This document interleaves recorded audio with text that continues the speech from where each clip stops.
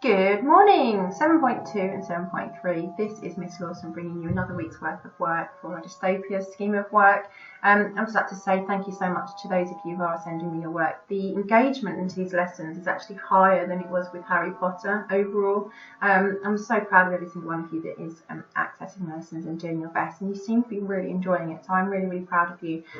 What we need to be doing today is looking at the character for our dystopia. So last week we looked at the setting. We really worked hard. In fact, we spent 2 weeks looking at the setting minimum, and we were trying to work out what would make a really good setting for a dystopian story.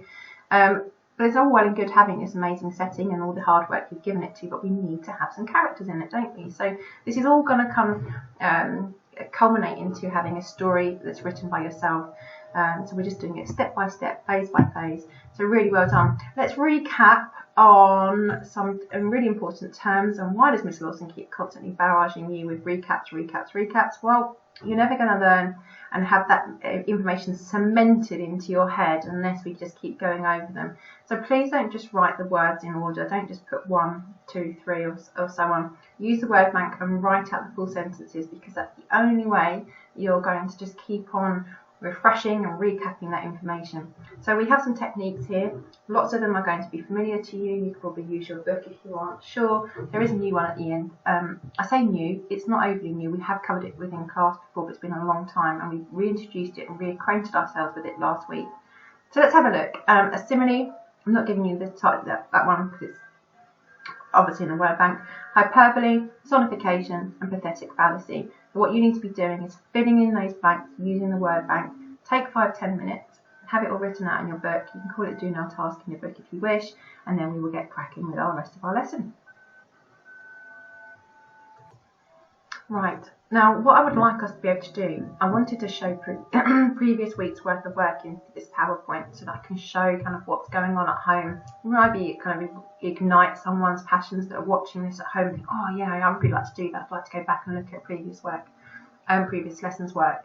But the way that I recorded this video this week, it's not been quite possible, but also I felt like it was quite nice to actually, if we can amalgamate all of the week's worth of work into a final PowerPoint at the end, and we can see all the progression of how you're constructing your story, because this is going to be your own dystopian story. So in a few weeks' time, I'm going to collect and gather all the work that's been done, and I'm going to show it off like a gallery. I might even involve Year 17. Because like I said, there's some really, really fantastic work that's going on, but I don't want to do little bits here and there. Let's do a really good celebration at the end of the term. So like I said, we need a character. We can't just have the setting and let it speak for itself. Now, that obviously through looking at 1984, looking at Ready Player One, and looking at Hunger Games, we have come across different characters. And even if you remember last week, I did the drawing. I drew this rather wonderful piece of artwork, if you seem to remember correctly. And in my picture, I obviously had the setting, and I was annotating and describing my setting, but also I had some characters in there, didn't I? I had some aliens who were barraging that house with bombs. We also had some lovely Samuel Water students who were looking quite glum, and we also had a Mr. Hunter who was also equally just as unhappy about the state of affairs in that society. So obviously we can think about those types of characters, and then the films and books that you listed in your chart a couple of weeks ago, you all mentioned some fantastic films and books that you've read that involved dystopia. So we're going to need ideally either a protagonist who feels something is wrong with society and feels trapped and wants to escape. They usually question the existing society, they kind of challenge it, don't they? And they want to make things better, and they may aim to change something.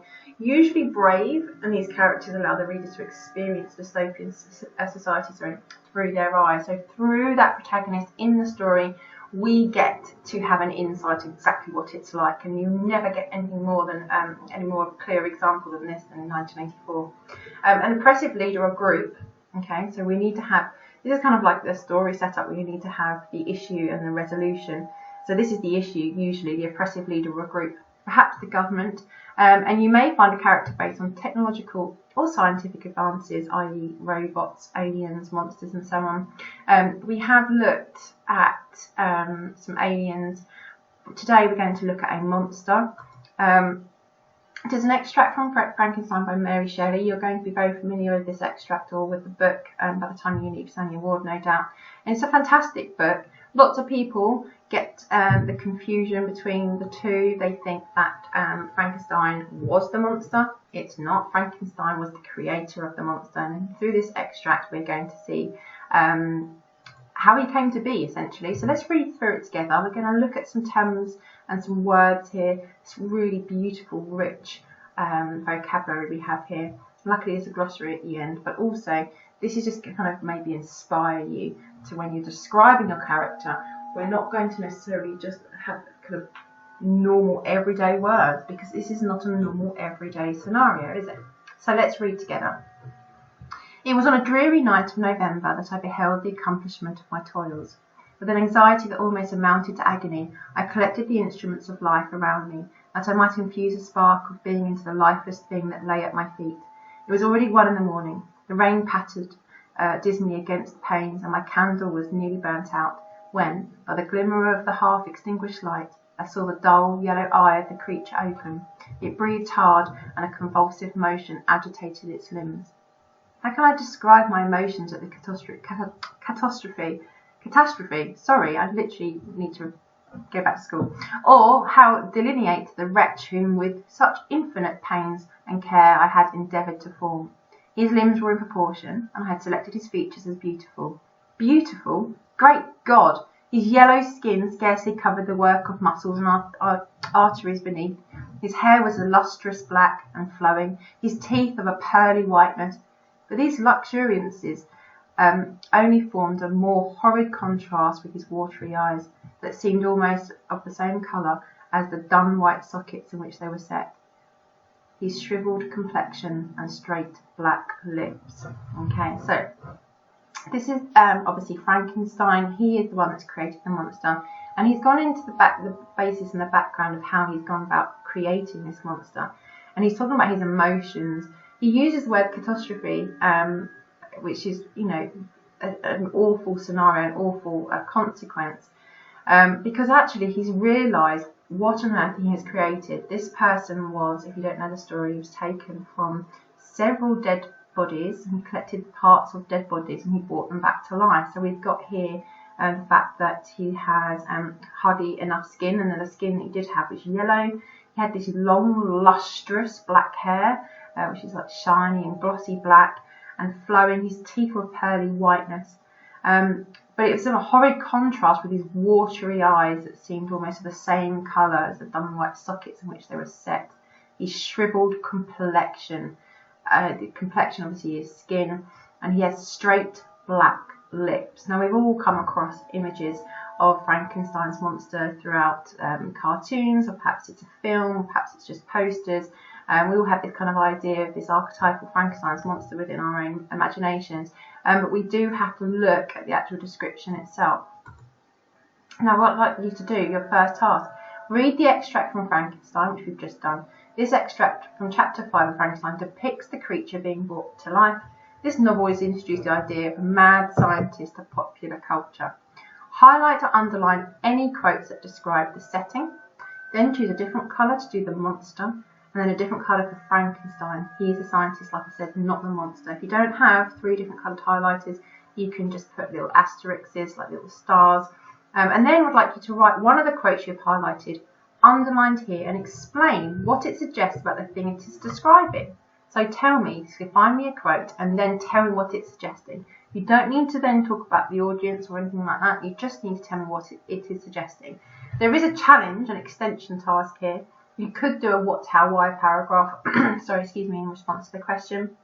And the question is, how does Shelley, which is the author, create and convey setting and character in this extract? But I'm not overly concerned about that necessarily. What I'd like you to do is definitely do this. So find a quote from one of these that you've highlighted here and tell me what it suggests. And then you need to do one for the setting, one for the monster, and one for Frankenstein. Frankenstein, we don't get much insight into him from this short extract, but we do find out how he is feeling. Okay, so by now you should have an idea what a dystopia is, some typical characters often found in fiction, and what a dystopian character could look like. Okay, and there isn't one set type of look for a character such as this, but today you're going to create your own dystopian character. You'll be writing your own piece of fiction, like I said, in the next couple of weeks. So this character could be the protagonist, i.e. the main character or the hero, the antagonist, so the rival enemy, so usually the government or the aliens or some of the bad people, essentially, of your story. You can use the plan on the next slide to get some ideas for drawing the character, just as the way that we did with our previous lesson. We did a drawing and then you annotated it. You can plan or draw more than one character if you like, but no more than two. Send your completed drawings either through Teams, assignments, or email. I am going to further develop that for you, however. I would like you to be able to do exactly the same as you did in your previous setting. I want you to annotate it and describe your picture with a range of descriptive words. 10 words minimum. Use the thesaurus again. Change 2 in a phrase or sentence using alliteration. Then change 2 of your words and create a simile or metaphor. Then embed that simile into a sentence. We did this last lesson and I did it with you. We remembered we came up with gloomy like a thunderous cloud to describe the sky. We looked at the sombre Samuel Ward students. We looked at the dire, dingy and depressing buildings. So you're going to have your 10 descriptive words for your character, and you're going to change those and find ways that you can pair them up to make alliteration, or you can make a trio, rule of 3.